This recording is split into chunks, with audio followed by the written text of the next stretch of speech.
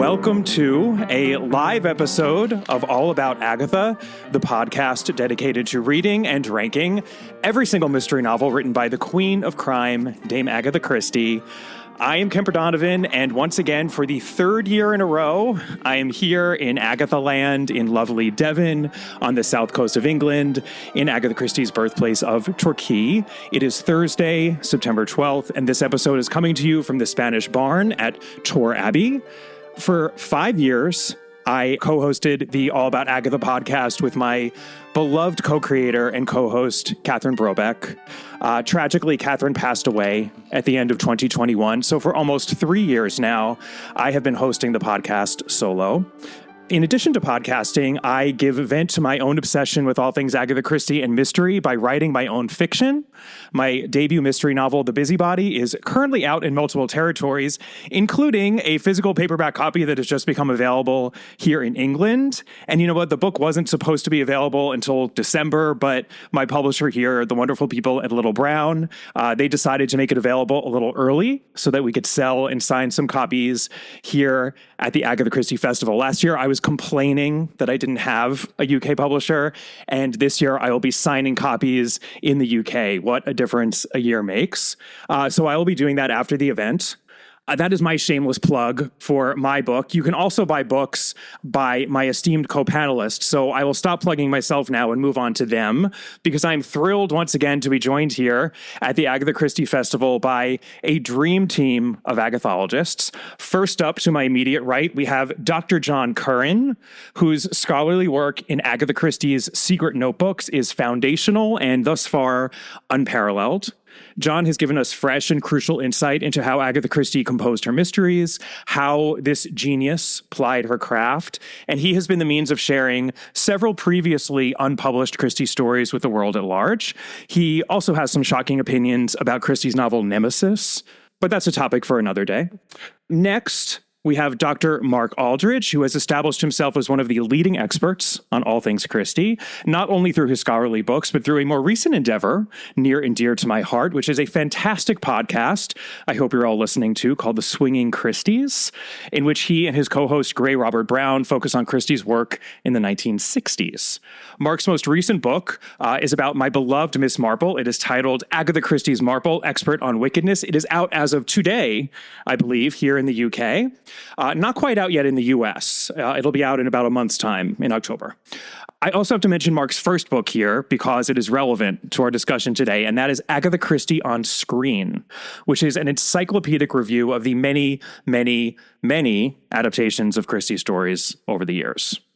Speaking of encyclopedic reviews that are relevant to our conversation today, my next guest is Teresa Peschel.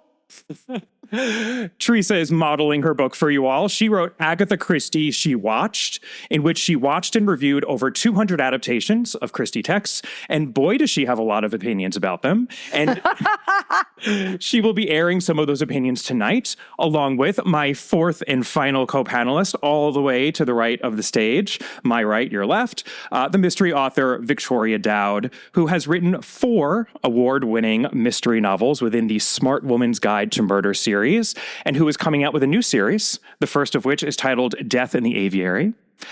Victoria has also practiced as a criminal law barrister for many years, even appearing at the Old Bailey, which definitely came up last year when we debated over Agatha Christie's greatest short story, eventually crowning witness for the prosecution / traitor hands. The year before that, Agatha Christie's greatest novel was judged to be And Then There Were None, even if all of us didn't agree with that. And tonight, all of us together here in this room, not just my co-panelists and I, but all of you, we are going to figure out what is Agatha Christie's greatest screen adaptation. Now, this is something that Christie fans love to debate, and I've said this so many times on the podcast, but one of the special aspects of Christie fandom is that so many of us came to Christie by way of films or television episodes. Catherine Brobeck was introduced to Christie by way of Agatha Christie's Poirot, starring Sir David Suchet, which she watched as a child with her mother, Linda. And I think there are a lot of people who have similar histories. So when we're talking about the adaptations, this is important stuff. It's central to what we love about Christie. Although, I feel like I have to point out that Agatha Christie herself probably would have been at least somewhat horrified by that statement. She went on record a number of times about her distaste for film and television adaptations. And look away here, Mark, but I am about to quote you, as I so often do on the podcast. Here is what she had to say to her agent, Edmund Cork, about television, as recorded in Mark's book, Agatha Christie on Screen. They were talking here about what they were going to do to celebrate her 80th birthday in 1970 in a professional way. I suppose you and I will have to construct something about my coming of age. No television. Definitely. Entirely a personal idiosyncrasy, I have to admit I am not television-minded. I find it useful for watching race meetings, occasional news, misleading weather reports in common with newspapers, but not, to me, pleasurable. So there you have it, race meetings. Strikes me as so very royal, nothing so entertaining as a bit of horseflesh. The thing is, there was actually very little in the way of televised adaptations of Christie's work during her life. The majority of the good stuff, certainly as to television, and I would argue mainly, though not entirely, as to film, came after she passed away in 1976. So fortunately for us here in 2024, we have an embarrassment of riches when it comes to screen adaptations of Christie's work. So let's get into it. First, I'm just going to give you a quick rundown of how this is going to work. Just as we did last year and the year before that, we are going to do a balloon debate tonight. And I have to acknowledge that this format was the brainchild of Christie expert and Agatha Christie Festival guru Tony Medower. Not that he invented the balloon debate format, but it was his idea to do this with co-panelists. I never would have thought of that on my own, so thank you, Tony. Okay, so each panelist plus myself has already identified his or her top 3 Christie adaptations, either a single episode of a television program or a feature film. It doesn't matter if the film appeared in theaters or on television. It's all fair game. I then compiled these choices into a master list. Happily, there was some overlap in our choices, so among the 5 of us, we have a clean 10 titles to consider. I didn't even have to do any sort of rejiggering to make it 10. We have 10 little screen adaptations here, which we will slowly but surely and ruthlessly whittle down to 1. So in each round, we will pit one title against another, starting with the titles that received the fewest nominations and working our way up to the titles that received the most. Each panelist will have no more than 1 minute to argue why one of these adaptations should be thrown out and the other survive to the next round. I will be timing everyone, including myself. Then, whichever adaptation has won over a majority of us will go on to the next round, and so on until we are left with 2 adaptations. At the end of that round, we will debate which one we all think is the best. It will be up to you, the audience, to make the final decision by way of applause as to which of these 2 stories wins the crown of Agatha Christie's greatest screen adaptations. The last 2 years, there's basically been no contest when it's come to the applause, and I'm hopeful, I'm crossing my fingers that this year maybe it'll be a little close. I don't know. Maybe not. We'll see. We'll then have some closing remarks. I'd love to name a few of our honorable mentions since it really was so hard for each of us to limit ourselves to 3 titles. I know it certainly was for me. And then with whatever time remains, we'll do a Q&A during which you should feel free to ask any of us about whatever you would like. Just a final note here on spoilers. We are not going to go out of our way to spoil any of the Christie stories these adaptations are based on, but we also want to be able to have a substantive conversation here, so there may be some plot spoilers in the conversation to follow. Each adaptation will be clearly announced before we debate it, so if you don't want to be spoiled for a certain title, feel free to cover your ears here in the audience, or to pause the episode if you're listening at home, fast forward, do whatever it is you do. Just please know that spoilers are a possibility. And then one last thing that I'm doing a little differently this year is that I have included short 1-minute long clips for each nominee to get us in the mood before we debate and to remind us how brilliant these adaptations truly are. All right, so we are going to begin, and we are going to start with the Battle of the Marbles. All right, this audience reaction is great already. I can tell you guys you're primed. So our first nominee is from the BBC program Agatha Christie's Miss Marple, which aired from 1984 to 1982 and adapted all 12 of the Miss Marple novels. The much-beloved Joan Hickson was the star of this show. She played Miss Marple, of course. And specifically, it's the adaptation of A Murder is Announced that was nominated, which aired over 3 hour-long episodes. Here goes. Let's watch a little bit from A Murder is Announced. And was that the door that he came in? Yes, the very one. And I'm told there were bullet holes.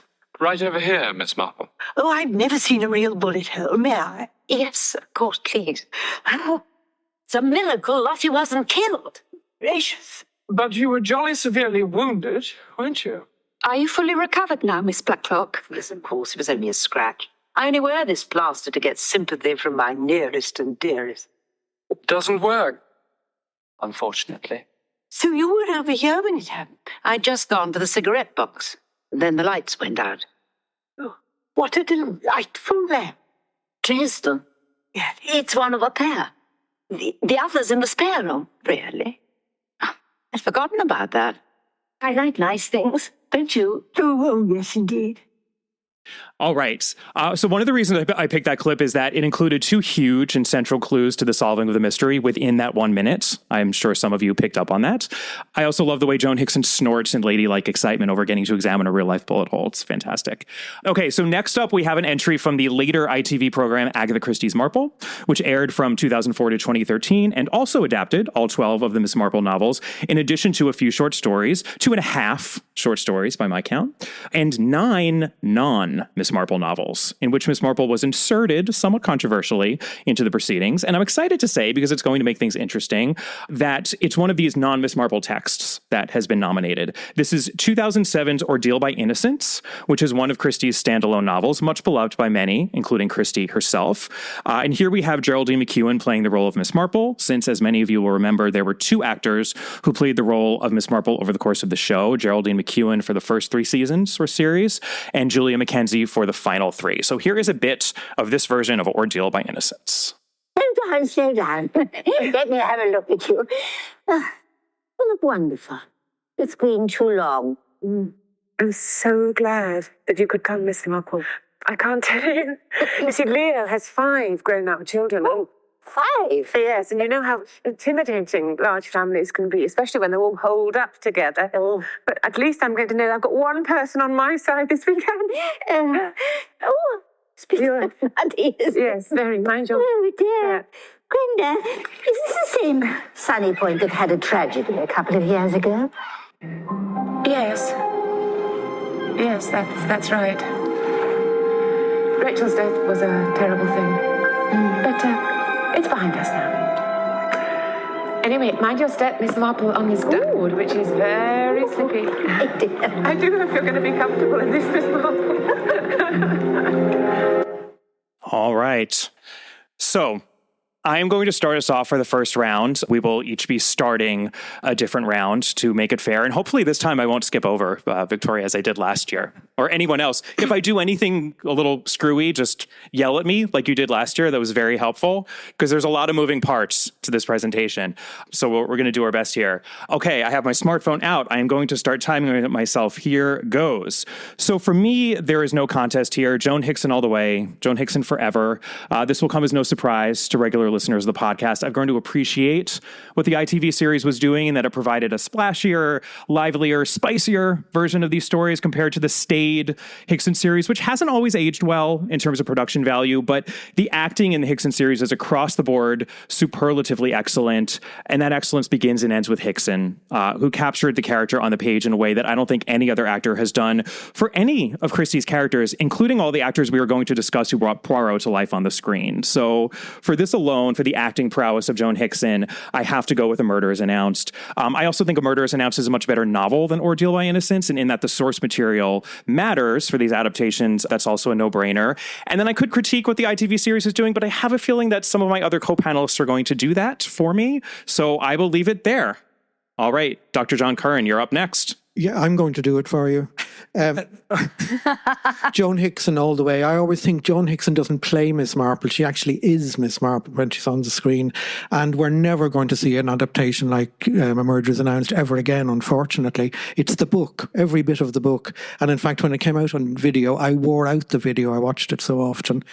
Having said that, there isn't one of the Geraldine McEwen or Julia Mackenzie's I would save from a burning building. And this one is particularly egregious because she shouldn't even be in it. And if memory serves, the actress she's speaking with, she ends up as a victim only in the adaptation, not in the book. So thumbs down and toes down, everything down, and everything up for Joan Hickson. Wonderful. All right. So I think that you're voting for A Murder is Announced. All right, Mark Aldridge, go. I'm so pleased that you've opened with such an easy one. Yes, of course, it's A Murder is Announced by a country mile.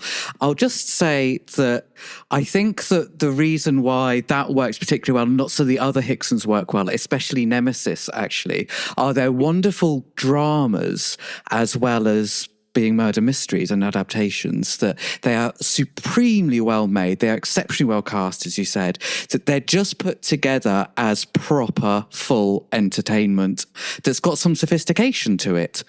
There is no sophistication in certainly, well, really the whole series of Marple. That's not to say that there isn't entertainment value in them, and you can absolutely sit down and really turn your brain quite a long way down and enjoy some of them.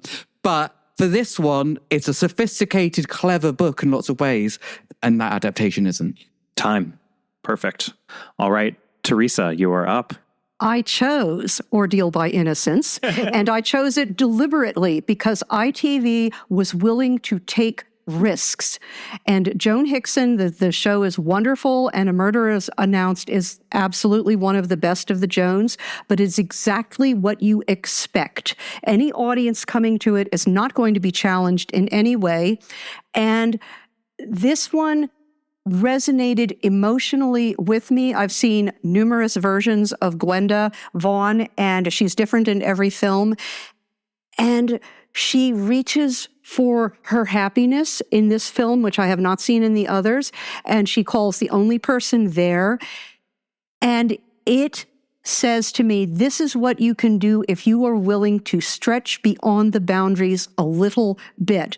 And no, Miss Marple is not supposed to be in Ordeal by Innocence, but this one I thought really worked. All right, time. I almost feel like I should give you more because that was a wonderful defense. All right, Victoria. Okay, I have to admit from the beginning that Geraldine McEwen used to go to my greengrocers all the time. Watching Miss Marple choose her vegetables each day was just like God walking in the room. However, and I do think that is a wonderful adaptation. However, obviously, Joan Hickson is Miss Marple, and there are some amazing things in that particular adaptation that are really, really funny. They don't really question the fact that a murder has been announced in the local paper.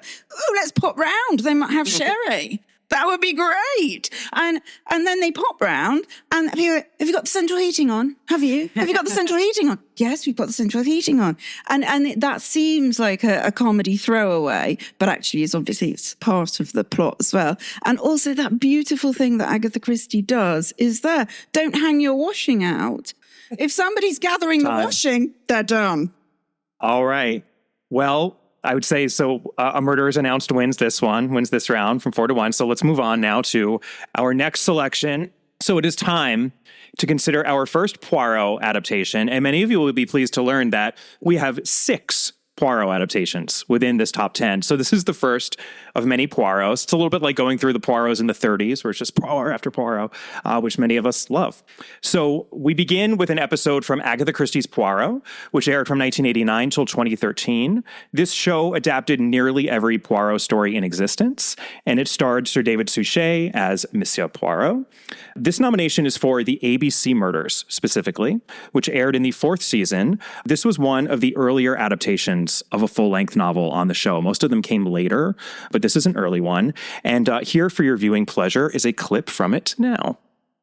I remember one person in particular. We just got talking over a cup of coffee and started dominoes. I haven't been able to forget something they told me. What did they say? Talking about your fate being in your hands. They told me some amazing things. Said I was going to be the most celebrated man in England before I died. But it almost looks as though you're going to die on the gallows. I said. Laughed afterwards, said it was only a joke. But I suffer quite badly from my head, you know.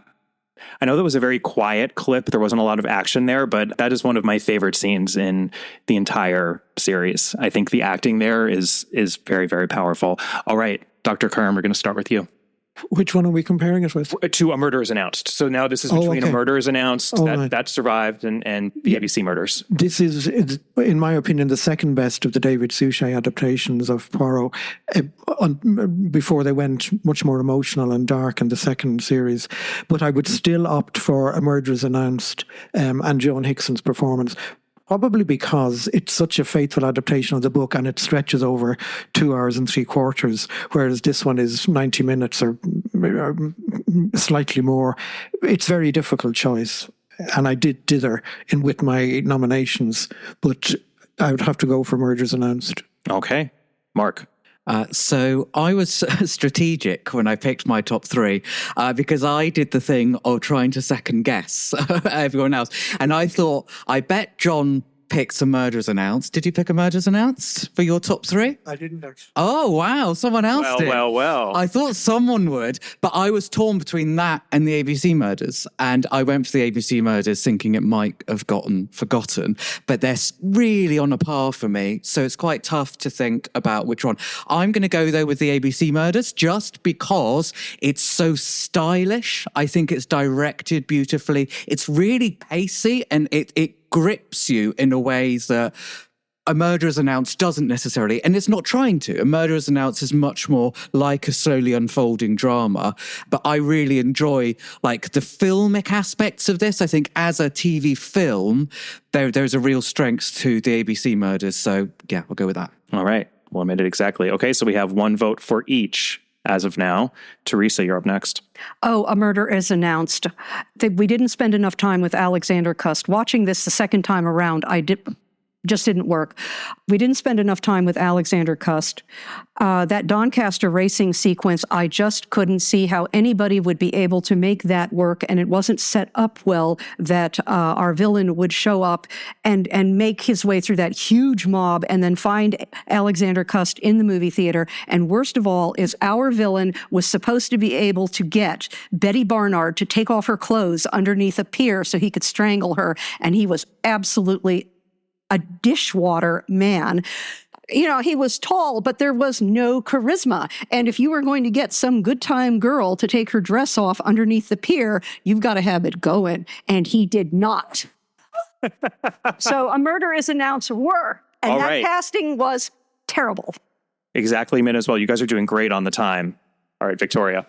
Okay, I'm going for the ABC Murders. Ooh. Primarily because of the amazing camaraderie that's there between Poirot and Hastings. Hastings gets off that train and he's got a caiman. He shot a caiman. It's not a crocodile, it's a caiman. And it stinks. And but the love between them when he says, but you can come and stay at my house. And the look on Hastings' face when he just, really? At your house? And then the smell, but it's a gift for you.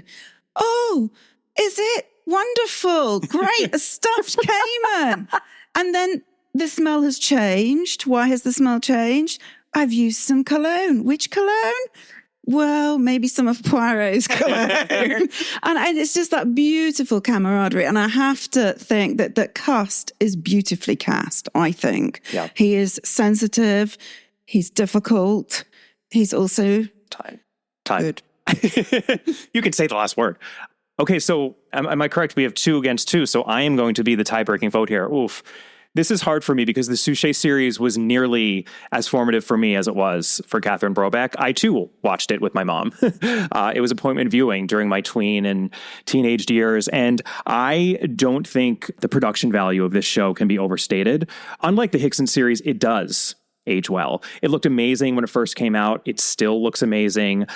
And yet, I think I am going to stick with A Murder is Announced. Partially, I just think that the BBC adaptation does such a good job of preserving what is special and clever about the puzzle mystery in that novel. I think it's a better adaptation of the novel when it really comes down to it, despite the excellent acting of Sir David, of Donald Sumpter, who plays Custon here and whose acting chops I think are on full display in that scene we watched. As glorious as he is, I suppose what I'm saying is that Ursula Howells, who we saw playing Miss Blacklock, is gloriouser.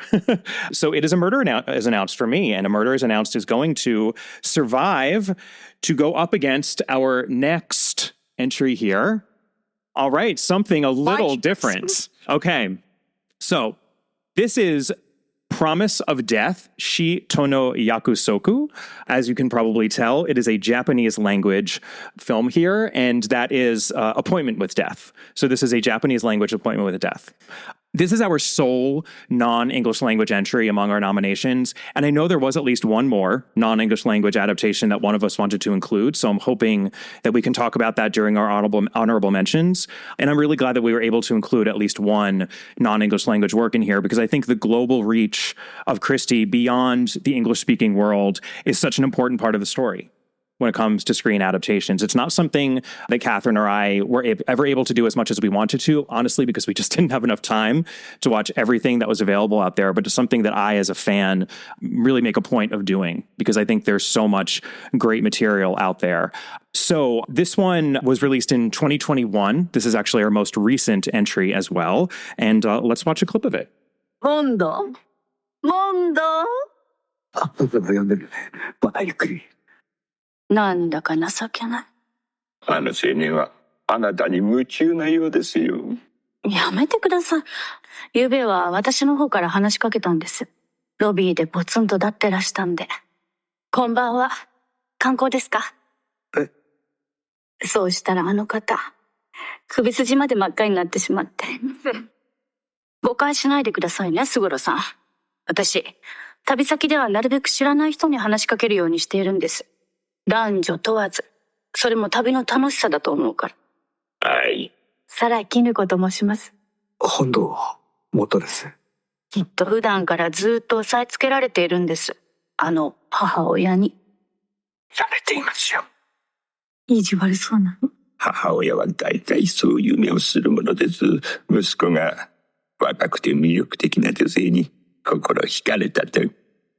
Teresa, why don't you start us off? This was my second choice. And again, I wanted to show the international range of Agatha Christie. My first choice you couldn't get easily. So we chose this one because it was available on Daily Motion. And it is a flawless adaptation of one of Agatha's great novels, Appointment with Death. Mrs. Boynton is one of her greatest villains. And the actress who plays Mrs. Hondo, Mrs. Boynton, brings it out completely. You see how she has destroyed the lives of her children, warped them so that even though they appear to be adults, they are frightened little mice.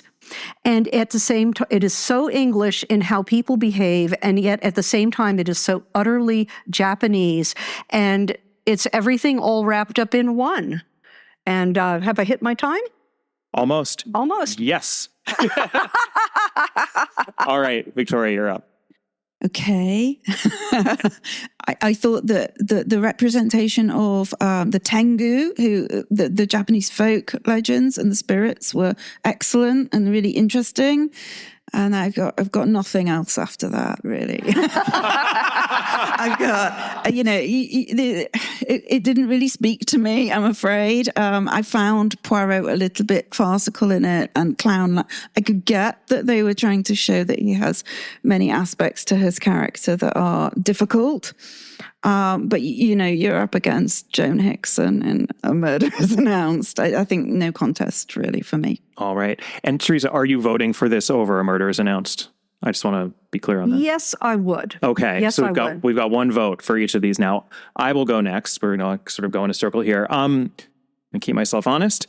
There are two things I love about this adaptation. The first is how thoroughly it seems to have been placed within Japanese culture. Not that I am necessarily the best judge of that. There's so much that I can recognize from Christie's text, but also so much that was new to me as someone who is not that familiar with Japanese film or culture. And I just find that to be extremely meaningful. It's what I love about some of these non-English language adaptations. And for me, that actually includes the performance by the actor playing Suguru Takeru, who is our Japanese Poirot. I think it might strike us here in the West as over the top, but that it makes sense in the context of this adaptation. And I appreciated that he was a lighter, more comedic Poirot. And then the second thing I loved is that it is just really faithful, as Teresa said. I mean, it is all there. And this is a point that Teresa made actually on All About Agatha, and I know elsewhere, which is that the two English language adaptations of Appointment with Death that we have, I don't know if I'd give them the double thumbs down like that, but this is the one, I think this is the better adaptation of the three. So I appreciate that this adaptation of Appointment with Death exists. That said, I'm still going to vote for A Murder is Announced. All right, John. When Victoria said this didn't speak to me, well, it spoke to me and it said, please switch me off and watch something else. But I think in fairness, part of the reason for that is because I think Appointment with Death is the weakest of the Farrant books. So for me, the plot of the book is not, I mean, there's no way Poirot can solve the motive behind it short of divine intervention. So I'm not a big fan of the book. And I don't know what they were doing with Poirot because he looks to me like a teenager with a bad moustache. And for most of the movie, he seems to have some sort of mental affliction. But they do stick pretty closely to the plot, I must say. But it's a no contest. It's Joan Hickson all the way. All right. Dr. Aldrich. Yes, so I've enjoyed some of the Japanese adaptations, and I definitely agree it's the best of the Appointment with Deaths. That is about faintest praise that you could give anyone, because we could make a better one now than the other two. Yeah, I've got my phone. We'll get onto it. But there really is a lot to like about this one. It's not my favourite of the Japanese ones by any stretch. My big problem with it actually is I felt it was tonally very inconsistent, which is not unusual actually, because it's very different the way that they're making productions. But I thought that the cinematography and the direction was really flat, and it didn't engage me. I like my adaptations to be filmic, to really feel like they're not just telling the story. And for me, this felt a little bit, maybe too faithful, in the way that it's just going through it. So definitely A Murder is Announced for me. So A Murder is Announced is living to see the next round here, in which we are going to take a look at Evil Under the Sun. Oh, listeners and spectators, I should say, how long I have been waiting for this moment. So it is time to talk about the 1982 Camp Fest, known as Evil Under the Sun, a feature film in which the effervescent Sir Peter Ustinov plays our dear Monsieur Poirot, and in which two other dames bring our dame's work to life on the screen. Let's take a look. I don't think you know Arlena. Oh, yes. Yes, I do. Arlena and I are old sparring partners. Hello, Daphne. Oh, it's been years. Well, a little time, yes. Years. Arlena and I were in the chorus of a show together. Not that I could ever compete. Even in those days, she could always throw her legs up in the air higher than any of us. And wider. There's so much of that in this movie, and I know it's a favorite of a lot of people. So, Victoria, why don't you start us off? I do love this. I was hoping we were going to do You're the Top. But, it's a wonderful movie for a Sunday afternoon, Evil Under the Sun. She was inspired to write it by Burr Island, but they set it in Mallorca because it'd be Evil Under the Rain here in Devon. It's a beautiful, fun movie. And that particular scene, the Battle of the Divas, is wonderful. I mean, it's not the best Poirot, I would say. I wasn't particularly taken with Peter Ustinov's rendition, particularly the going in the water in the strange suit that he'd designed. So I'm going for Joan Hickson, but I would watch this every time it's on a Sunday with a glass of beers. All right. I will go next. I think there is no denying the seductive nature of this film, and I'm not just talking about Diana Rigg's hats or Maggie Smith's shoulder pads or Nicholas Clay's swim trunks. Yes, there is the camp value, but there's also the fact that this movie has excellent Christie-like pacing. It zips along so quickly that, we're barely aware that time is passing, no matter how many times that you watch it. And I've watched it many, many times. And it doesn't do that at the expense of the underlying mystery. For me, actually, the weakness of this movie is the underlying material. I'm speaking very relatively here because we're dealing with such superlative material, but the puzzle for Evil Under the Sun is not perfect. And I think that we have the same sort of issues in an adaptation of this book. I personally love Ustinov's manner. It's almost like a bespoke sort of rendition of Poirot because all that he's doing is playing himself. I mean, he was so charming. He was the one of those guys who would just sit on the TV chat shows and just tell stories and be himself. And he's pretty much just just doing that here in these movies. And I completely understand why that is not some people's cup of tea, but it is very much mine. So I love this movie, but you know what? I'm still sticking with A Murder Is Announced. That's how much I love Joan Hickson. Dr. Kern. I generally agree with that. It is a hugely enjoyable movie, greatly helped by Cole Porter's score. But of course, we have to remember the Maggie Smith character barely appears in the book, but is a huge factor in the movie. And they did tweak the plot a bit. I mean, all that nonsense about the noonday gun. And I think Peter Ustinov, he gradually got worse as they went on. This is his least bad performance. He's no more like Poirot than the Japanese chap was like Poirot. I rate the plot of Evil Under the Sun quite highly, but A Murder Is Announced all the way. All right. Mark. I appreciate that objectively A Murder Is Announced is the better one. I am not an objective person. I love this movie with every fibre of my being. I could watch it on a loop forever. I also, and actually, when I was much more into the Suchet series than any of the other ones, that swimming scene really bothered me. And then someone said to me, do you know, Mark, that's 10 seconds long? And if you take that out, then it's fine. And I was like, actually, that's fine. I'll go and get a cup of tea whilst he does that little thing in the thing. It's hilarious. It's brilliant. I think it's so well paced. I think the mystery is just perfectly presented. I laugh at it. I love it. I could watch it on a loop till the end of time. And maybe I will. So I'm assuming that's a vote for Evil Under the Sun. Evil Under the Sun. Okay, Teresa. I loved Evil Under the Sun, and every time I see it, I love it more. I love the Cole Porter score. I love the incredible snappy dialogue. I like all of the theatrical references. I like the theatricality of it. And the only reason I would vote for A Murder Is Announced over this, because otherwise it's a coin flipper, is that this movie really shows the level of Olympic athleticism required to pull off that murder. But otherwise, every single thing about this movie, the over-the-top costumes, the amazing acting, and everybody is chewing the scenery with great gusto, and it is fun. It is a fun movie to watch. And that matters so much because why else are you sitting in front of the TV doing your needlepoint? Unless you are watching something fun. All right. But you are voting for A Murder Is Announced. I have to because the murder works better in A Murder Is Announced. And in this one, you can see gazelles being chased by cheetahs would not be fast enough. All right. We've all spoken, yes, on this. Okay, so A Murder Is Announced is surviving again. I do just want to give a quick shout out to the Sir David Suchet version, which was filmed on Berg Island. So that was, that's a fun one. With the sea tractor. Yes, with the actual sea tractor that's used. But yeah, this one is a little bit as if Agatha Christie had written Anything Goes. I feel like she would have really appreciated this one. But all right, let's move on to our next selection. All right, we are back to Agatha Christie's Poirot. So this time we are visiting a later episode, 2003's Five Little Pigs. I've actually chosen a clip that doesn't feature Poirot because this is a clip that is set in the past. I think this book is Christie's greatest investigation of a past murder, which is something she did many, many times. And what this show did with these past sequences is very interesting. Let's take a look. This room would be so lovely if it weren't so cluttered. When I'm living here, I'll throw out all the rubbish, which, let's face it, is practically everything.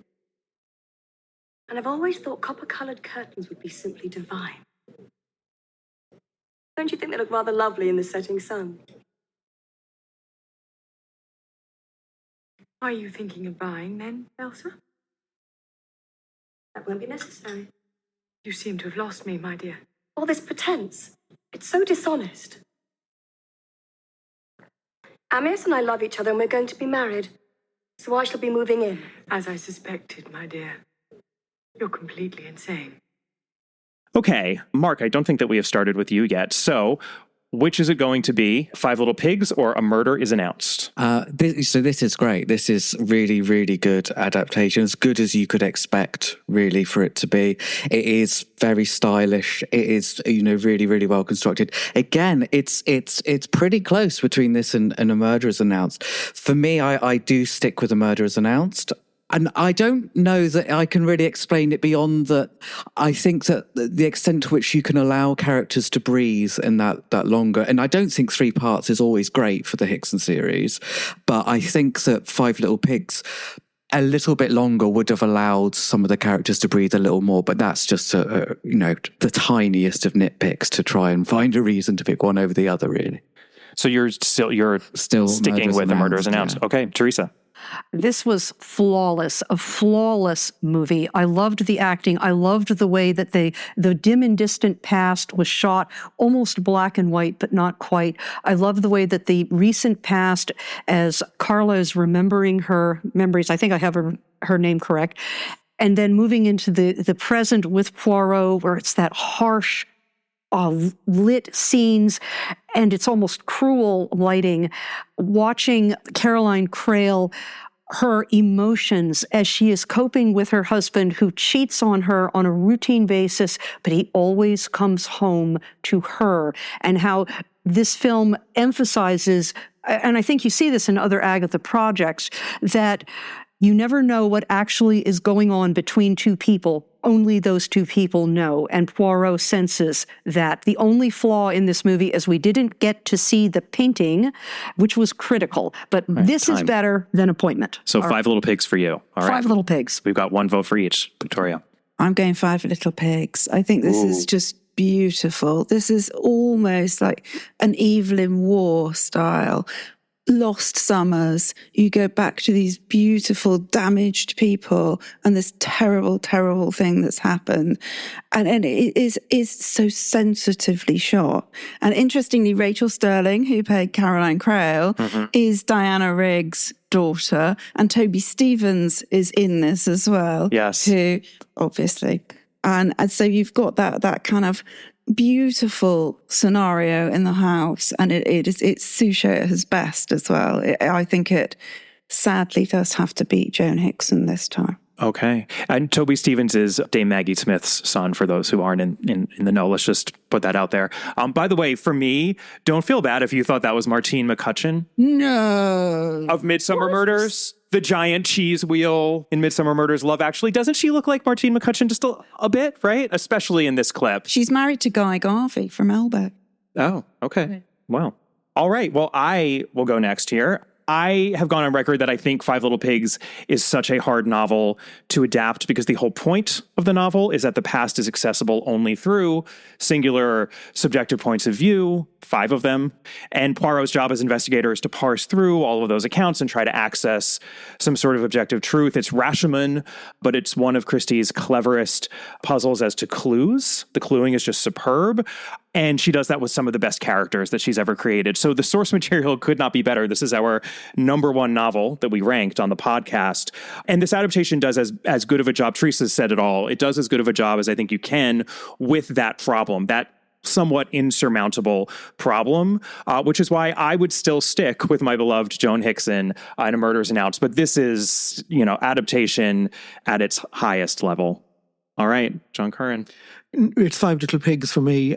Now, generally, I agree. It's an almost flawless production, but I have a major problem with one of the early scenes where we see Caroline being hanged, because Agatha Christie never hanged an innocent suspect. So I do part company with it there. But other than that, it's absolutely wonderful. And of course, that's the book that should have won last year, or the first year we did this.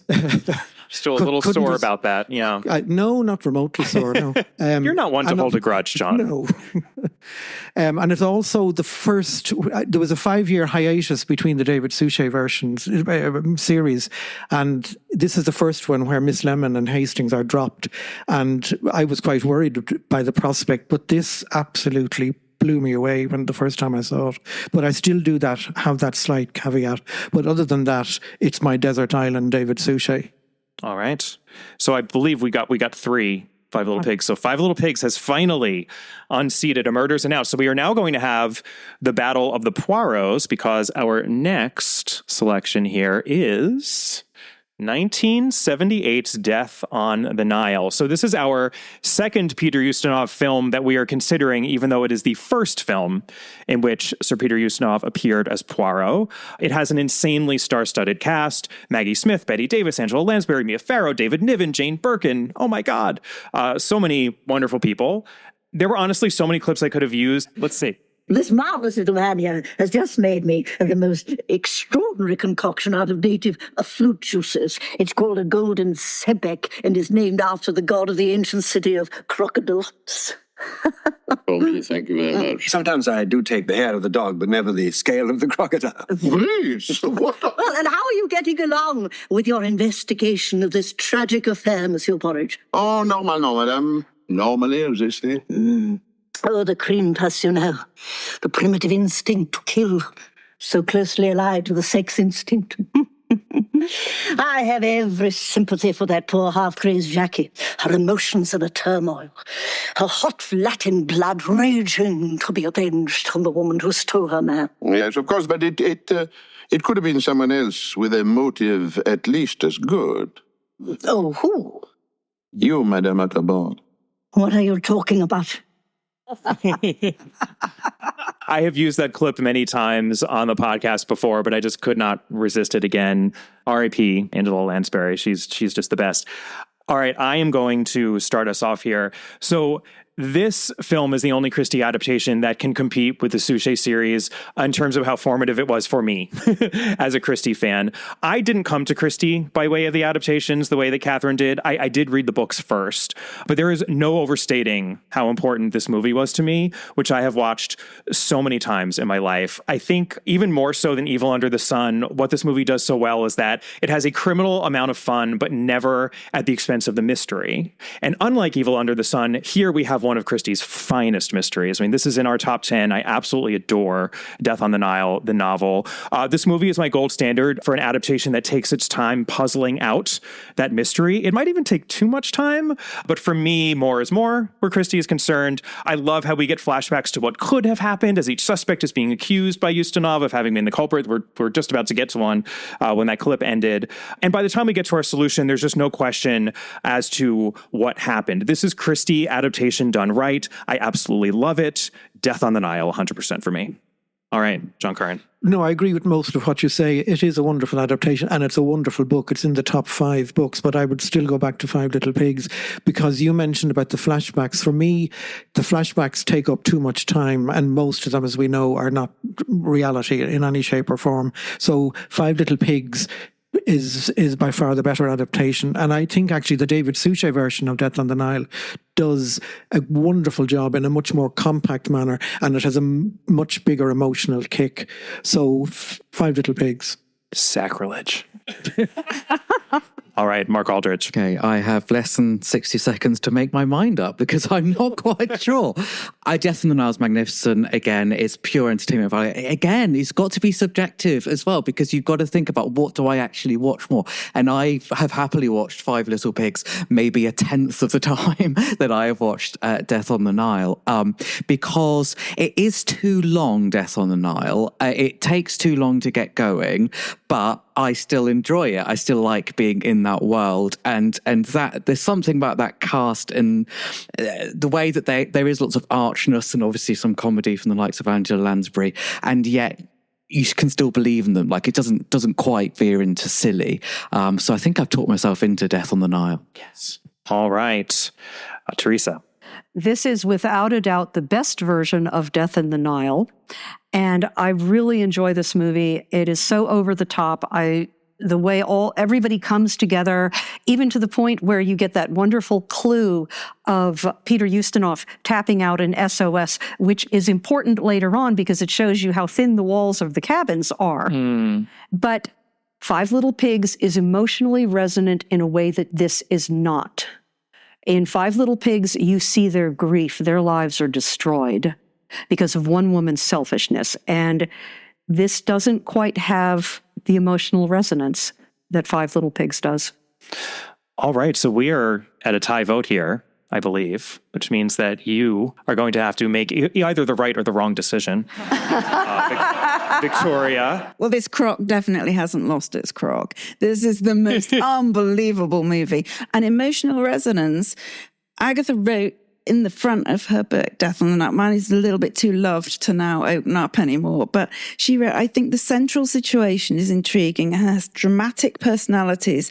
And the three characters, Simon, Lynette, and Jacqueline, seem to me to be real and alive.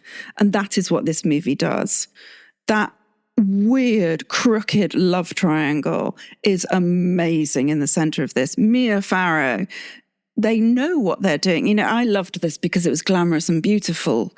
But then when I got older and watched it and thought, you sent him in to bat and he slept with that woman while you were chasing him around and you knew you were going to kill him. That is some very good writing there, beautifully portrayed. So Death on the Nile all the way. All right. It is Death on the Nile then. Yes, let's applaud for that. Absolutely. I think I just sort of had this thought as we were all going through. I mean, to me, this movie is lavish in all ways. And perhaps the most important way that it is lavish is that it takes so much time with those flashbacks. I completely understand that critique that it's too long and the flashbacks aren't necessary. But what a great time in which that movie was made where, you know, the movie could be released and enjoy popularity and still take so much time. And I would just compare that to the Branagh adaptation of Death on the Nile and even Murder on the Orient Express, which I think there's a lot to be said for them. I'm very happy that they exist. I'm always happy when there's a new adaptation of Christie, but what bugs me the most about those adaptations is that you can feel them being like, let's go, let's go, let's go at the end, and the solutions get shortchanged. And it feels like there's just a lack of patience or the perception that the audience isn't going to sit with it. And I love how long this movie is. It's lavish in terms of its stars and its production, but also its storytelling. Okay, I'll stop. That was completely extemporaneous. I'm so sorry. Okay. Let's move on now and see who Death on the Nile is going to go up against. All right. So, it is now time for something much more modern, an offering from 2015. Oh, yes, it is time to discuss the Sarah Phelps BBC adaptations, which some people love and some people loathe. We are going to discuss the first of these, which, as you can all see here, is And Then There Were None. Let's take a look.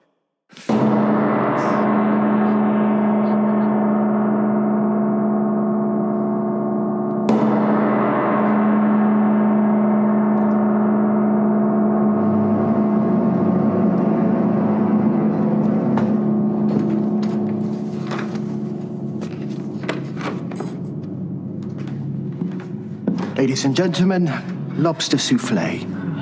It isn't too rich. I always dine so modestly at home. I won't, thank you.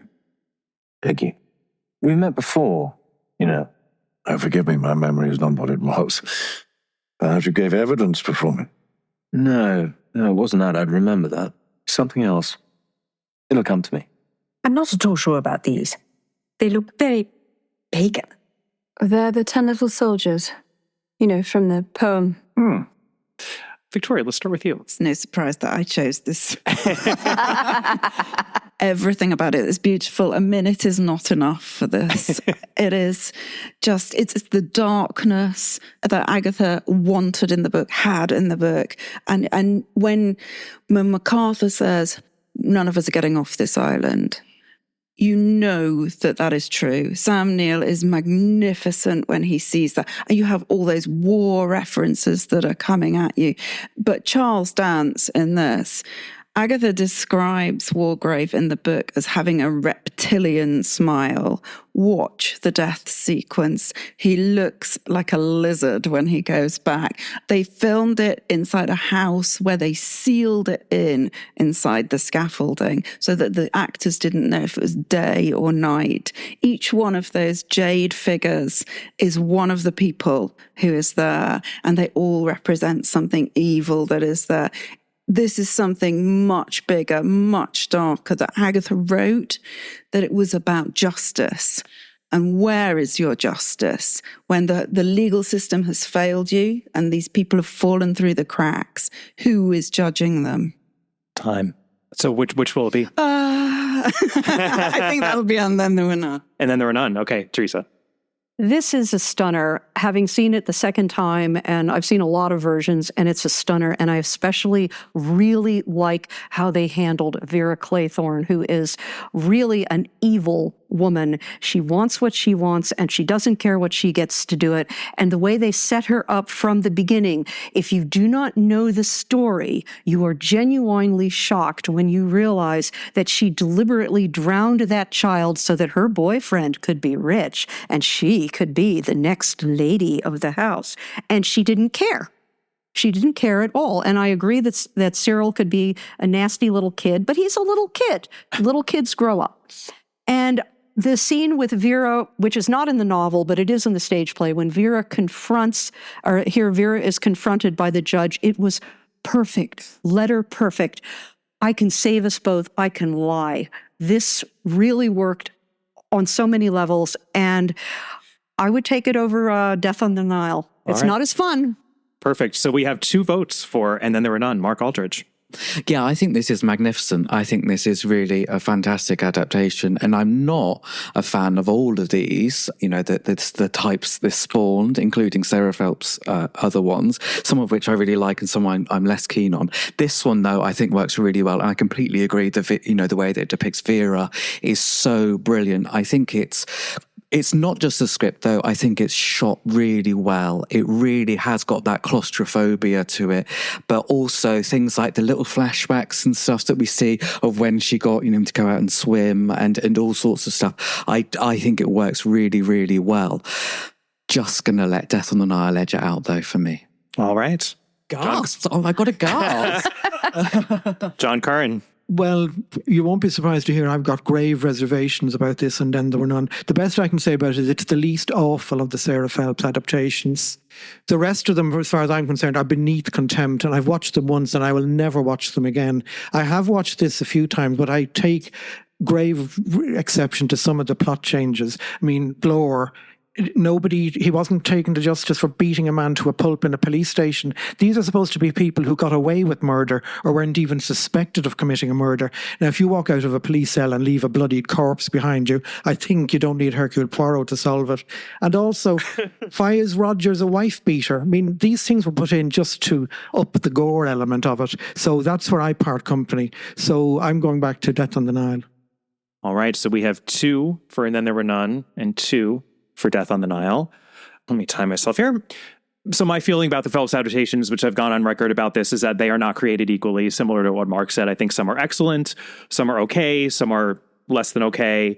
And I think this one is excellent. For me, it captures that walls closing in feeling, the paranoia and the claustrophobia of this uncharacteristically nihilistic Christie novel. I mean, it is unlike any other. And even though I think it's the second best, not the very best Christie novel, it is, of course, one of the very best. So I think that this one is a standout. I think the acting performances are all fantastic. I think the production is outstanding. Not everyone feels the same way. I think it's incredibly faithful to Christie's depiction on the page of the house and the island, the way that they're modern and stark and there's nowhere to hide. And as, that claustrophobia really settles in, it becomes unbearable. This is not a fun watch, but it's not meant to be a fun watch. But of course, I'm sticking with Death on the Nile. I just love it. I love it so much. So Death on the Nile is now going to go up against our second to last. We have 2 more nominations here. This is kind of appropriate. So this is our final Poirot selection. 1974's Murder on the Orient Express, starring Albert Finney as Monsieur Poirot. And this is another star-studded cast. We've got Vanessa Redgrave, Ingrid Bergman, Anthony Perkins, Sean Connery, John Gielgud. You can see them up there. The list truly goes on and on. Let's watch the clip from this one. A repulsive murderer has himself been repulsively and perhaps deservedly murdered. But in which of the 2 ways that I have suggested? In the simpler way by the mafioso disguised as a wagon wheel conductor, or in the more complex way that I have just outlined, which involves many questions and, of course, considerable scandal. C'est bien qui it is for you, as the director of the line, to choose a solution that we shall offer to the police at Bradlow. I confess Honey to mine. So I think the police abroad would prefer the simplicity of the first solution. Such a shouty Poirot. All right, Teresa, why don't you start us off? Oh, Death on the Nile. It's a fun movie. It's a fun movie. And every time I see this film, I think, and I like trains. I really do. But we spent entirely too much time chugging through the Balkans and not enough time with the characters on the train, and especially some of the minor ones who got more time in the novel. And I'm thinking of the chauffeur, and I'm thinking of the policeman who becomes a Pinkerton detective, and they're almost completely cut out, and you just don't get very much time with the Count and Countess and Drenny. And it works. It works very well, but Death on the Nile is more fun to watch. And I think that matters. I watch movies like a peasant. I expect to be entertained. And it's more entertaining. All right. Mark Aldrich. Yes. So Murder on the Orient Express has got a wonderful score. I love the music. And I love the flashback stuff at the beginning. List ends really for me there. The cinematography is nice too. One of the reviewers at the time said that Albert Finney plays Poirot like a rheumatic chimp. I mean, he's not wrong, is he? I cannot get on with Finney's Poirot, and I absolutely appreciate that may well be because I was so familiar with the David Suchet Poirot, who's obviously very, very different, and then was sort of familiar with some of Ustinov's stuff before I saw this, and was just like, what is he doing? But for me, it's too episodic, which I think is similar sort of to what Teresa was thinking, which is where, just like the book really, because you're spending time compartmentalized with these characters, it doesn't really breathe in the way that I would like it to. So, Death on the Nile. Death on the Nile, yeah. One of the best emails I ever got from a listener was someone who was older and said, you have to understand, for a lot of people, until, this is 1974, the Suchet series didn't start until 1989. For the longest time, this was one of the few depictions of Poirot that we had, and it is excellent. That is pretty much undeniable. So just putting yourself in that mindset of a pre-Suchet world is interesting. All right, John Curran. Definitely Murder on the Orient Express. I admit this was one of my nominations. I think it's superb from every point of view. I agree with the music and the costumes and, of course, the cast to die for, because I think I'm right in saying that was one of the first of the cast to die for casts. My only slight caveat is Albert Finney, because I think at some points he almost needs subtitles so that you can understand what he's saying. But I would forgive that because I think everything about the movie is sheer class. And I also remember it was the last movie that Agatha Christie saw of her works. All right. So Murder on the Orient Express. You yes. picked that up, yes. Did you? Yeah. Yes. Just making sure, since I disagree. No, I mean, this is such an important movie in terms of the history of Christie adaptations. If it hadn't been for this film, I think it's fair to say we never would have gotten the Ustinov films or the Suchet series or the Phelps BBC films or the Joan Hickson Miss Marples or pretty much anything else. So this film proved that Agatha Christie could be done seriously with care and a great deal of money and reap the rewards of all that care, even though there was another adaptation that had already done something similar with a Christie title. We will be discussing it in just a moment. The difference, I think, is that this is a Poirot story. Murder on the Orient Express is easily and eminently identifiable as a Christie story. And as such, I think this movie just laid the groundwork in a way that nothing else did for future adaptations. So for that alone, I love it. I too, like Mark, I just cannot make my peace with Finney's portrayal of Poirot. I love Albert Finney. I think he's such an amazing actor. I love him in so many other things.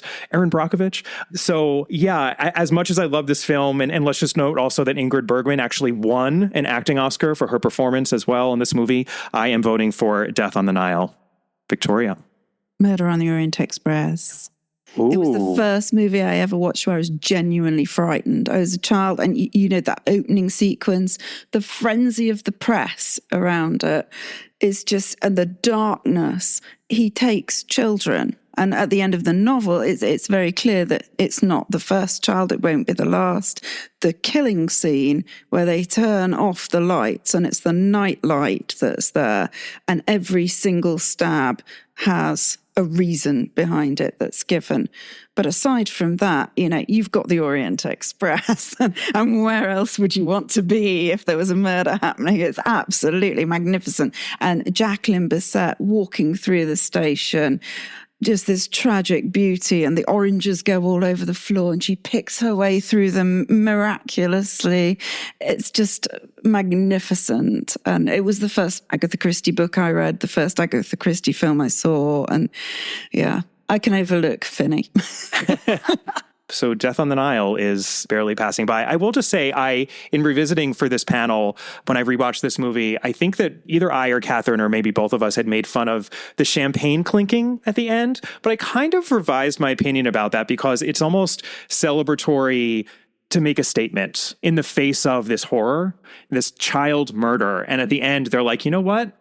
We're going to we're living, we're going to live. And it's actually I found it very moving. So I was just in a different mindset when I watched it. And I appreciated that about this adaptation, especially compared to the David Suchet, which has its moments, but is such a dark one in comparison. All right. So Death on the Nile is going to go up against our final nominee, which received the most nominations.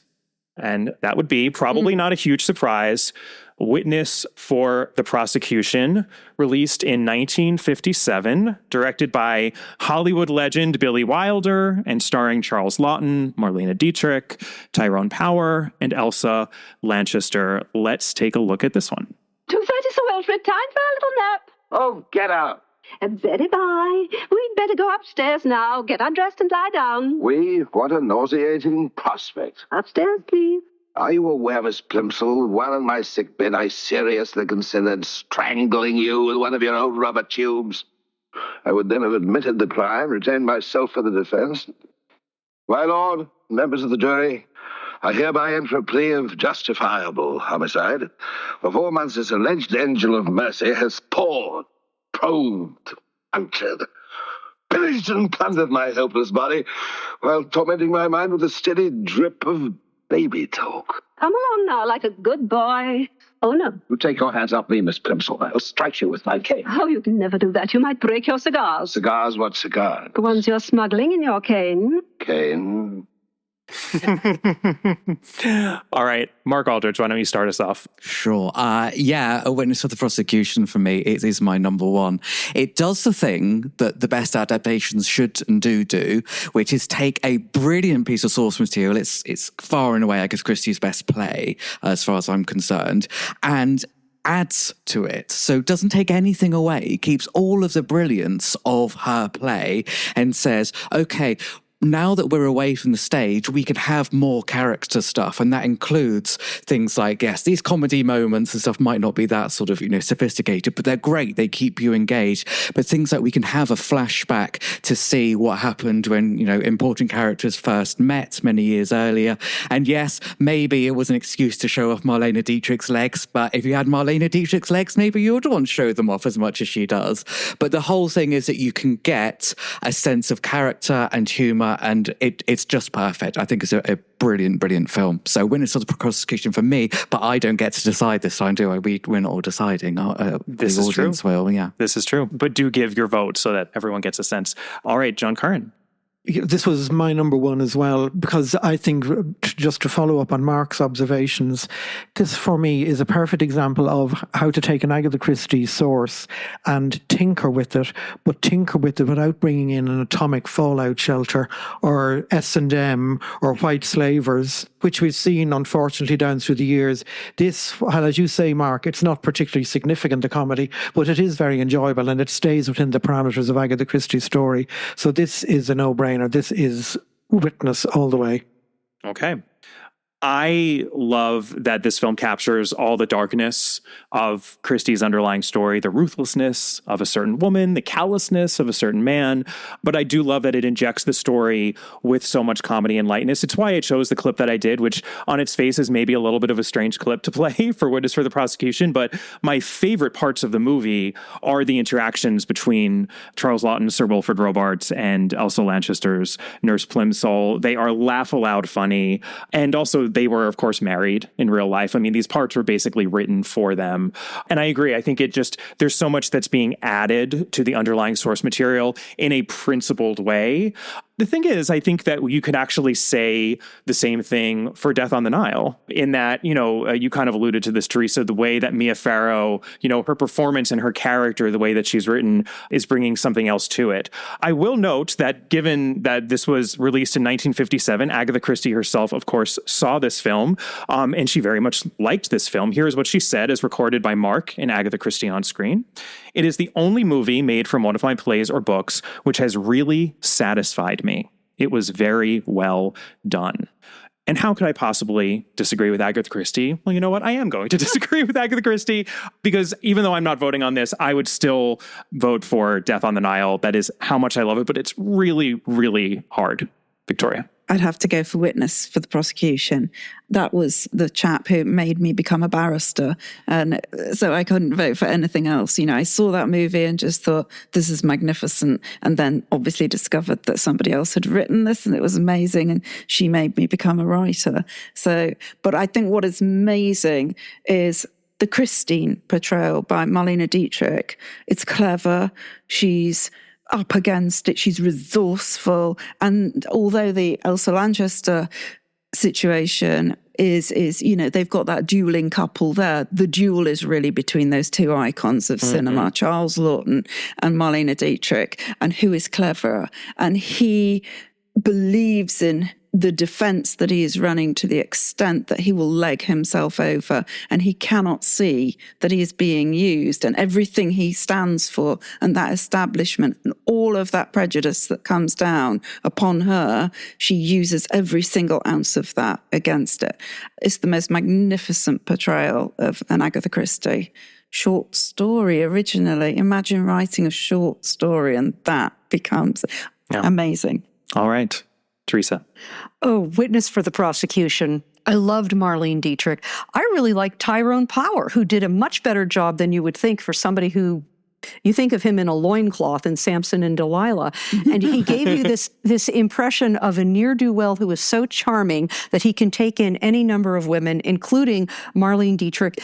And the way it showed her desperation of what you were willing to do if you were in a rat-infested cellar in wartime Berlin, and how much she owes him. And she sold herself to rescue him. And then at the climax, you get Ambrose Bierce and not just justifiable homicide, but praiseworthy homicide. And it works every step of the way. It's just flawless. Well, if we were voting on it, we would be doing Witness for the Prosecution. I believe we have 4 votes for Witness for the Prosecution, 1 for Death on the Nile. But it is now time for all of you to vote. So we're going to do a show of applause here. We'll start with Death on the Nile and then do Witness for the Prosecution. So give a round of applause if you believe Death on the Nile is Agatha Christie's greatest screen adaptation.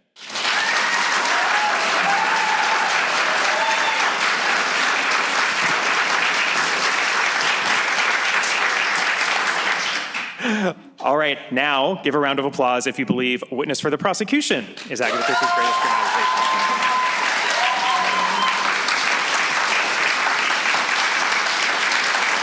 All right.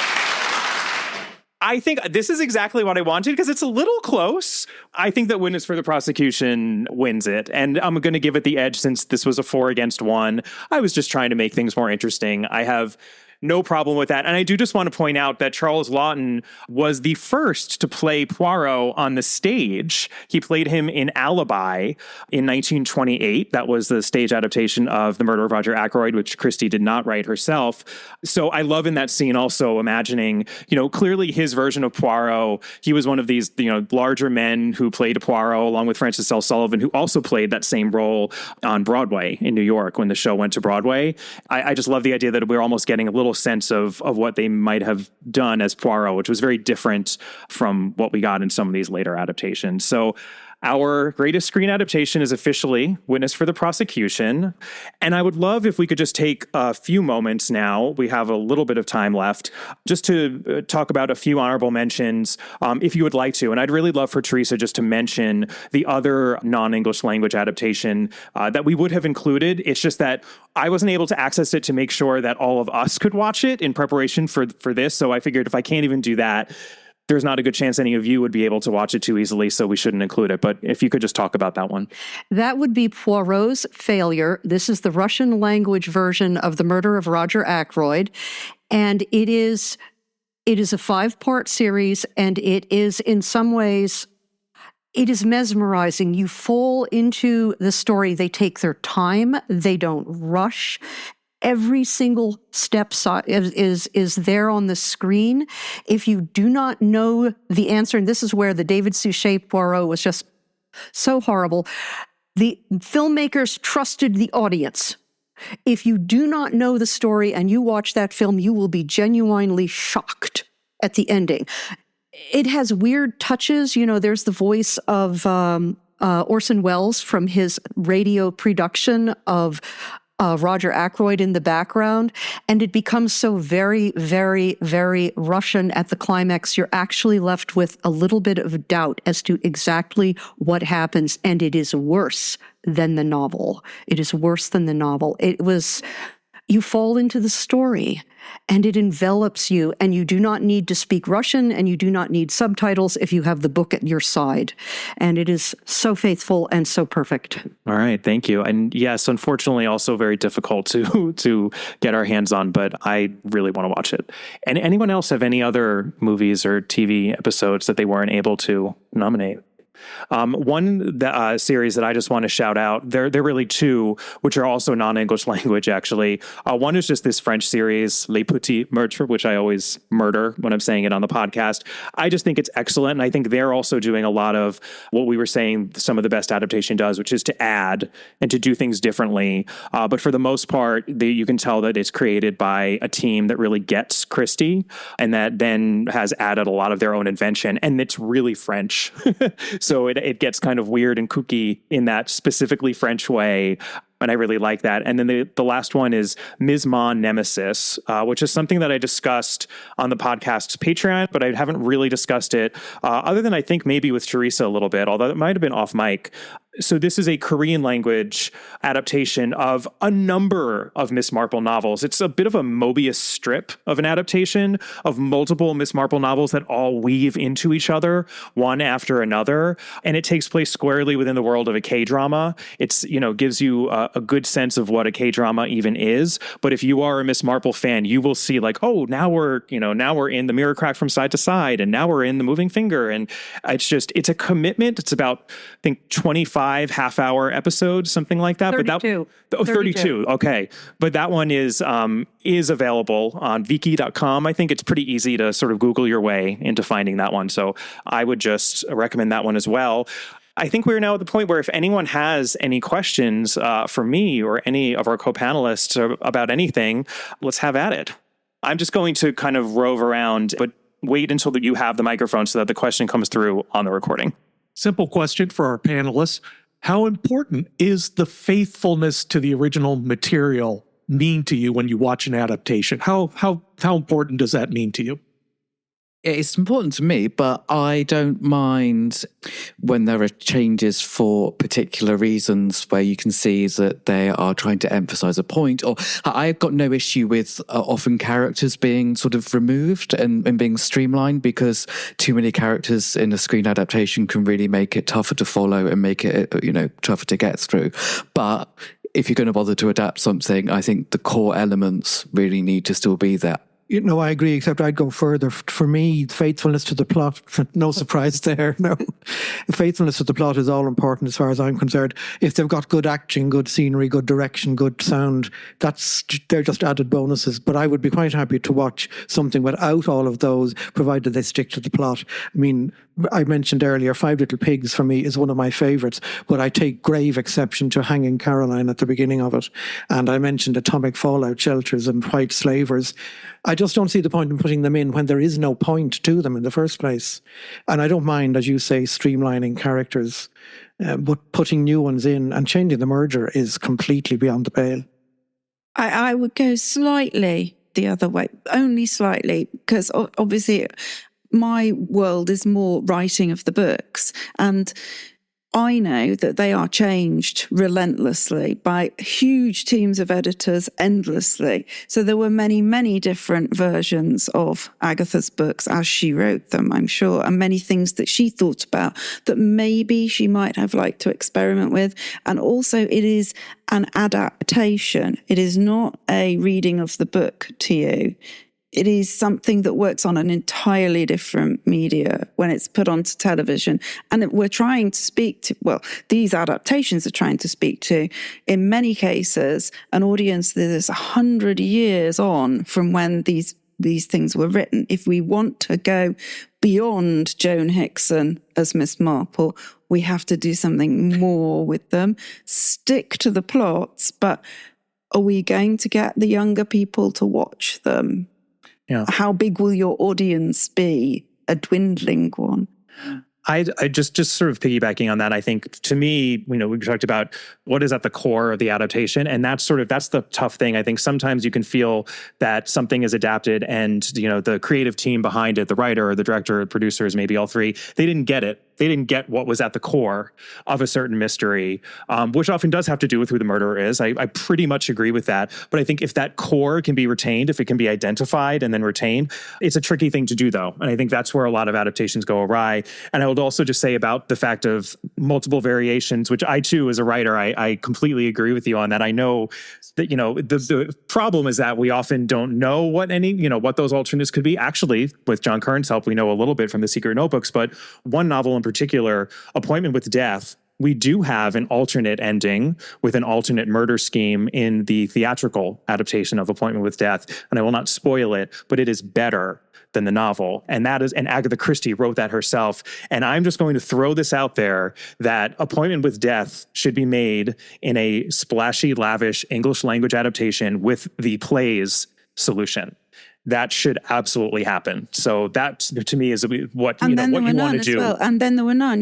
She changed it for the play. Exactly. Yeah. Because I've used this quote before, and some of my friends are probably sick of listening to it. I take grave exception to people tweaking with Agatha Christie's plots, because crime fiction is the most plot-driven genre. So my answer is, if you feel you want to adapt Murder on the Orient Express, but you want to set it in space, or you want to have Martians on the Orient Express, go and adapt something else. Or, as Mrs. Oliver said in Mrs. McGinty's Dead, if these bright young men are so clever, why can't they write their own stories?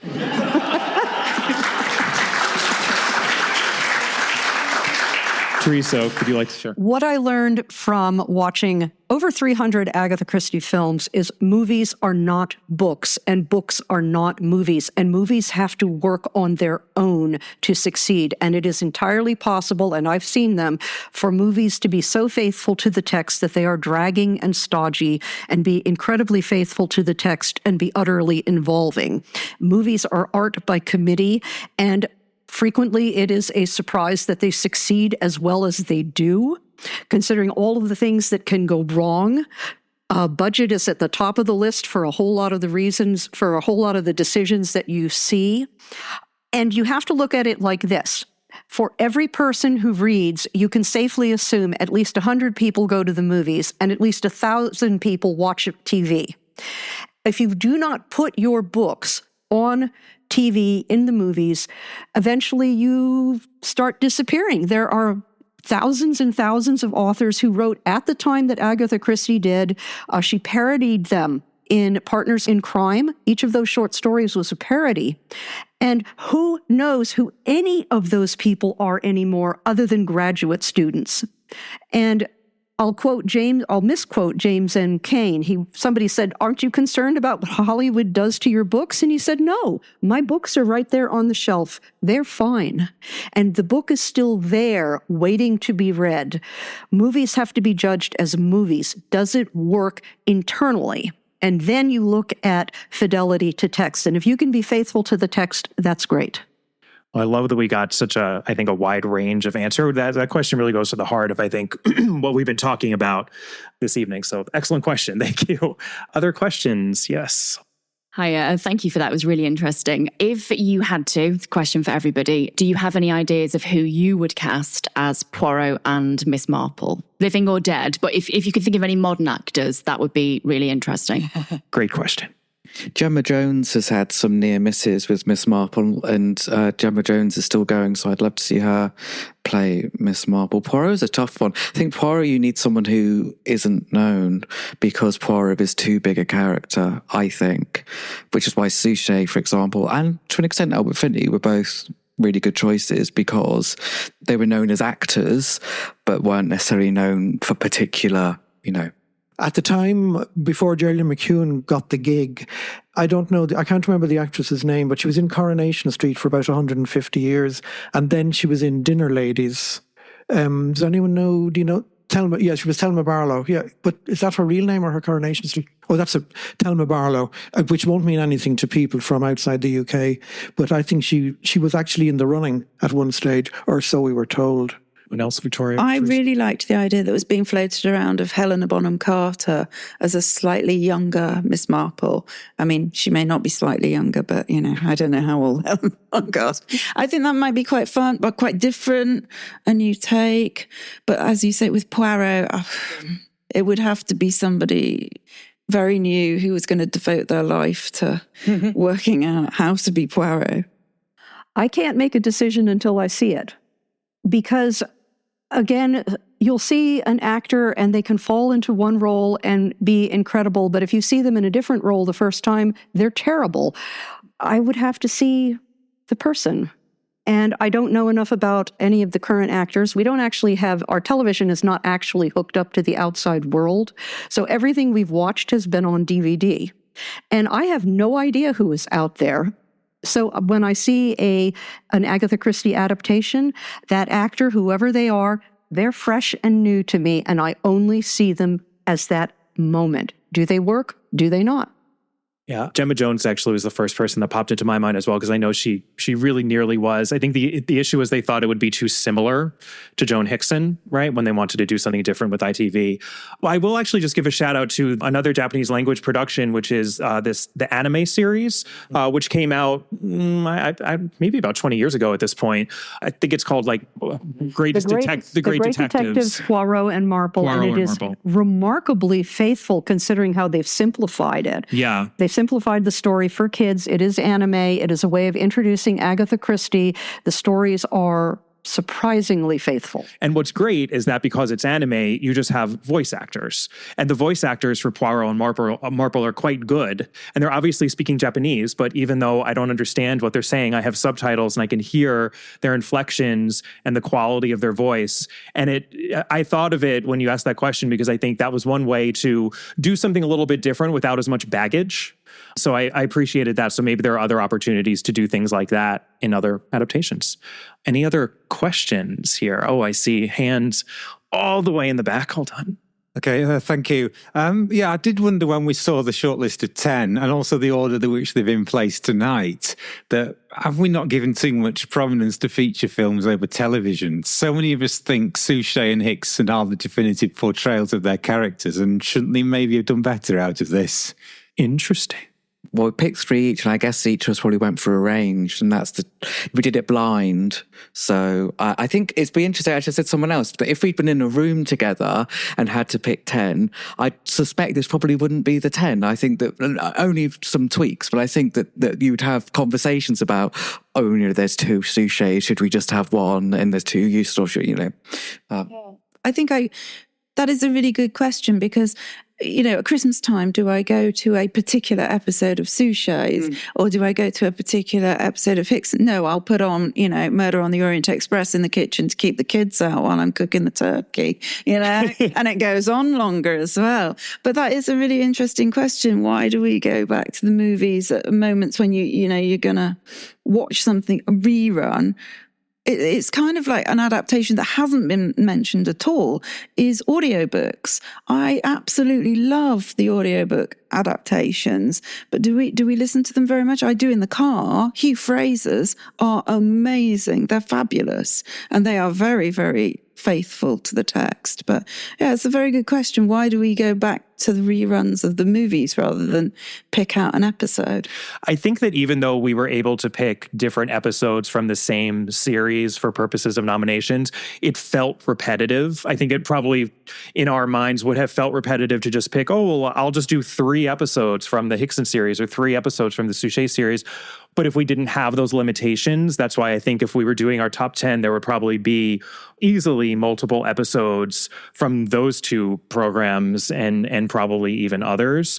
So that perhaps was just sort of a quirk of the way that we did the nominations. But I mean, I do think that we're also so much more focused on TV culturally at this point. At least I'll speak for in the US. I feel like there's just, it's this whole TV renaissance. But in the world of Agatha Christie adaptation, she was one of the few people who was getting these really expensive and good feature film adaptations. So we do have a lot of film to choose from. And maybe it just feels a little bit more skewed given how TV focused we are these days. But that's a really interesting question. Anyone else? For me, because we watched them all the same way, sitting on the couch, watching them on TV, whether they were made as theatrical films or made as TV episodes, I find I don't distinguish them. It comes back to, did this individual film work? Did I feel the characters? Did the story make sense? Did it tie up logically? And that's what I look at, and not, oh, it was a big grand TV production. A lot of times I can't tell. I'll admit it. I'm a peasant. I can't tell. Did it entertain me? If it entertained me, it worked. And I think my mic just went. Oh, there it is. All right. Other questions? I know I saw some. Oh, another hand back there. Okay. So I'm curious, for most people who don't know a lot about Agatha Christie, they know Poirot, they know Marple. Yet for a lot of these, we picked non-Poirot, non-Marple as the winners. Were you guys surprised at that, or did you expect that? I always expect witness for the prosecution to win everything, really. So, I agree absolutely, Victoria. I hoped, because it was one of my nominations, but also remember it won the short story all about Agatha last year. Yeah, last year. So I'm delighted, but I'm not surprised.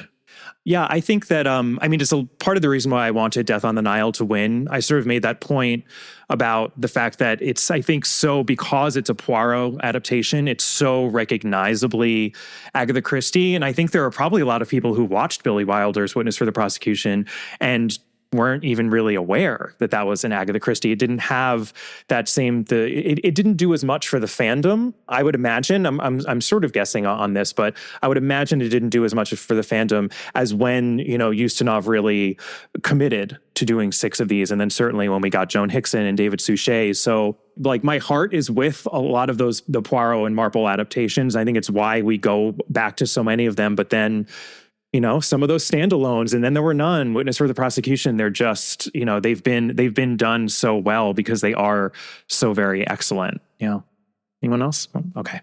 Other questions? I know there were some other hands. Yes.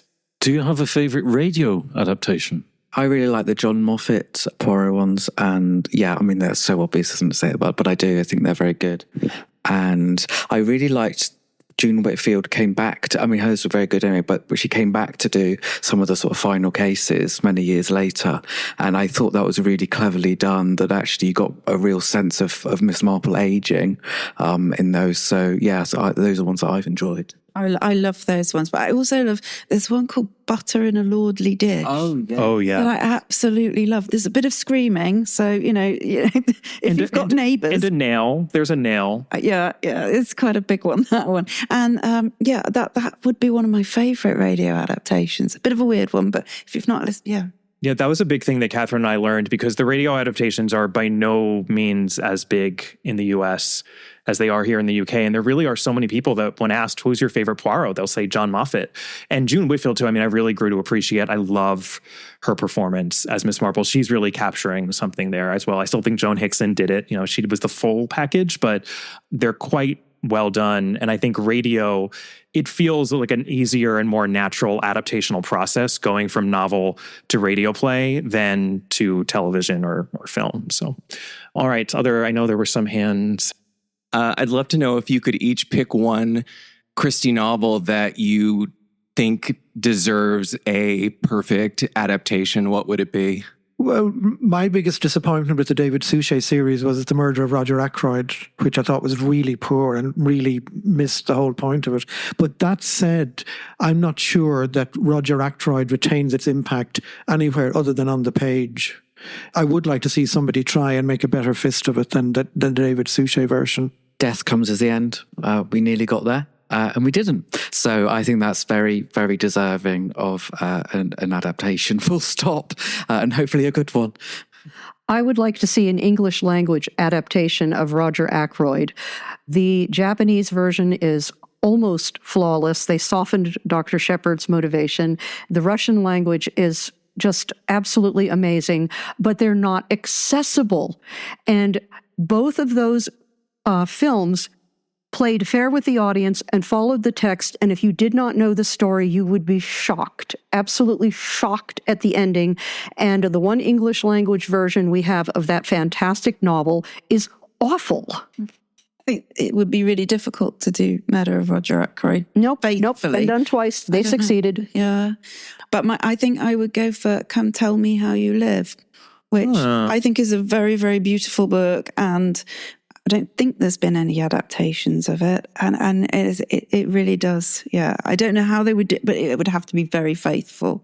This might be a surprising answer, but I think there, of course, are a couple of Tommy and Tuppence adaptations out there, but I think that there is room for more Tommy and Tuppence done in a different way, including even, dare I say, Postern of Fate, which I think could be, there are interesting things to do with that in an adaptational form. So I'd love to see that. Yes, Teresa. I like Tommy and Tuppence. And rewatching some of them, we ended up watching the David Walliams, The Secret Adversary, and then we watched NRM, and I could see what they could have done with better casting and infinitely better writing, and that setting everything in the 1950s, and you watch Tommy and Tuppence grow and come back together and realize how much they love each other and become better, more competent at being spies and gradually unearth the Cambridge Five. And it could have been amazing, and it was awful. It looked great. But it didn't have anything to do with them. And it was such a disappointment. It was such a disappointment when I could see it could have been really good. All right, I think we're almost out of time. So we'll be one more question. If anyone has I know that there were a couple of other hands here. All right. It's very obvious this evening that Joan Hickson has been robbed, is all I can say, because she is the ultimate as far as I was concerned. And that, to me, was the television growing up. Do we think that a lot of the films, because Poirot is put in settings all over the world, it's the lavish, it's the really big, as you say, Albert Finney, not so good thumbs down, but that cast was amazing. So many casts, so much money, so much to look at with the Orient Express.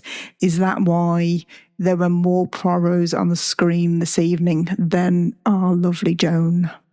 Yeah, I mean, there are more Poirot adaptations, and there is a reason why that's, he tends to be picked for, certainly in the 70s and the 80s, for that he was often picked as a character that people were wanting to adapt.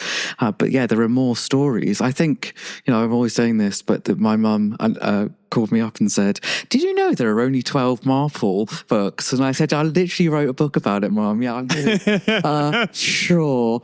But I think people think they're sort of on a par, but, there are 3 times as many Poirot short stories and novels than there are Miss Marples. But yeah, I think that's a really good point about the international stuff as well.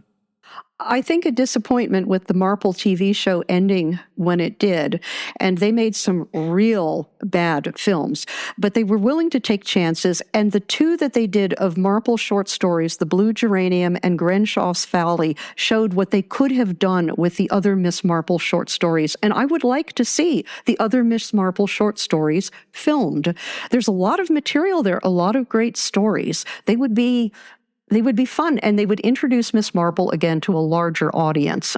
Yeah, the fact that the thumb mark of St. Peter has never been that was kind of woven into Grenshaw's Folly. Yeah, and on the Herb of Death also. I mean, that's why I said there's almost like 2.5 adaptations. Like they started getting a little, which I was fine with. I was happy to see them there at all. But a true adaptation of Thumb Mark of St. Peter, I think, and many of those short stories would be They excellent. could just do the 13 problems and just do it as a series. We're doing it now. Let's It was a lot.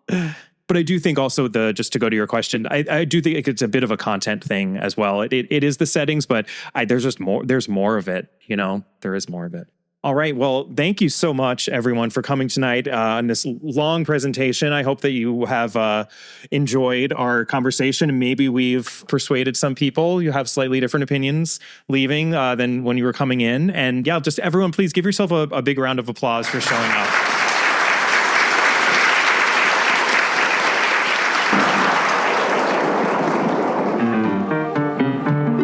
Thank you again to John Curran, Mark Aldridge, Teresa Peschel, Victoria Dowd.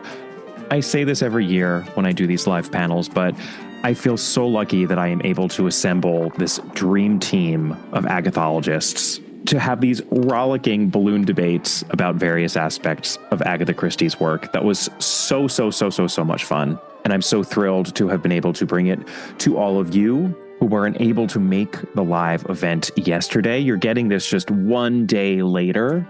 I wish you could have been there for the live video clips. It was fantastic to be able to watch that much Agatha Christie with that many people in quick succession, all those little clips. And thank you to the Agatha Christie Festival for making these events a reality. They have truly been a joy these past couple of years.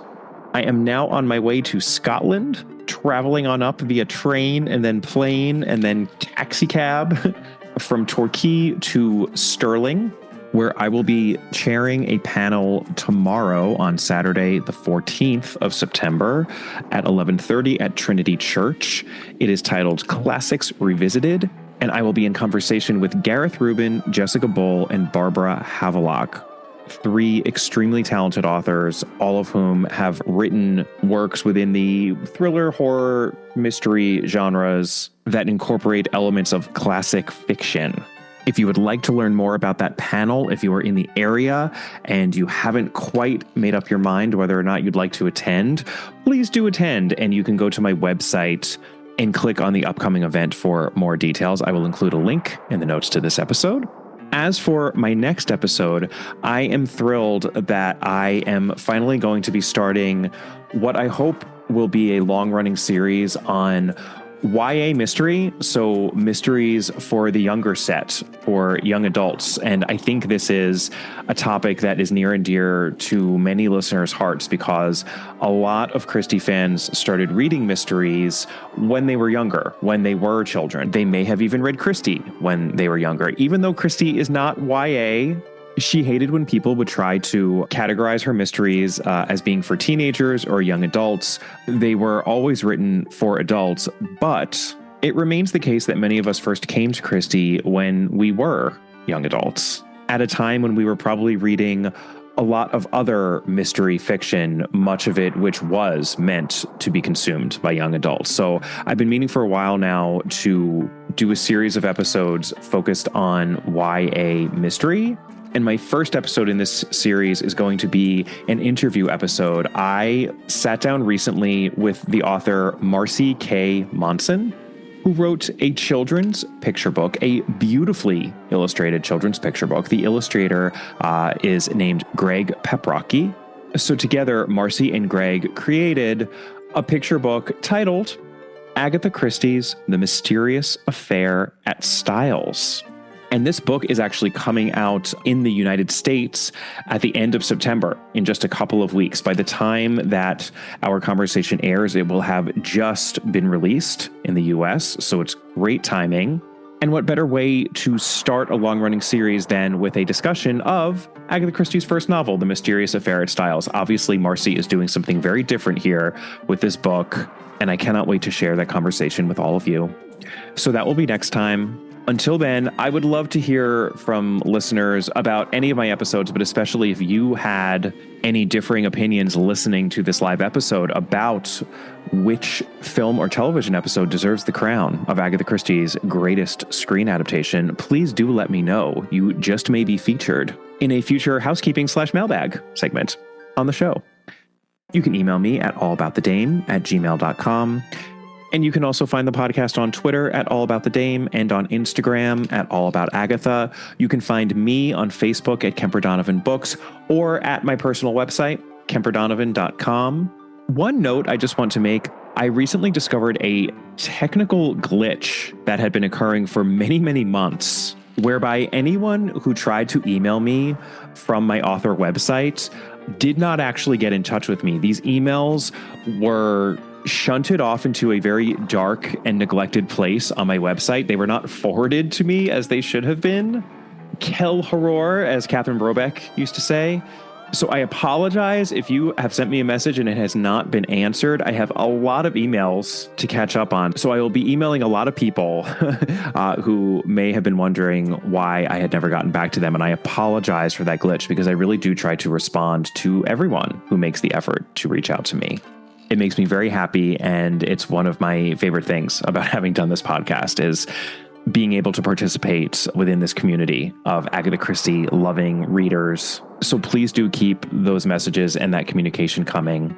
Please do continue to buy my mystery novel, The Busybody, which is available in the United States and now in the United Kingdom, not just as an ebook, but as a physical paperback. And I'm so happy to have been able to connect with some British readers here in Torquay and tomorrow up in Scotland.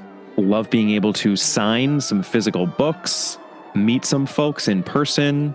It makes me very happy. And you can also buy The Busybody, of course, in Australia and New Zealand. And in just a few short months, at the end of January 2025, in the new year, my second book within this series will be available. It is titled Loose Lips, and it is currently available for pre-order. So I'm going to include a link to my publisher for pre-orders as well, because pre-orders really do help me out in terms of gauging demand and placement for the book. So if you would like to pre-order a copy of Loose Lips, please go ahead and do so. And if you would like to leave a rating and or a review for the podcast, that is always a worthwhile endeavor as far as I'm concerned. Thank you so much to those who have already done so, but there are a ton of you who have not. So please keep those ratings and reviews coming, and I'll see you next time. Bye.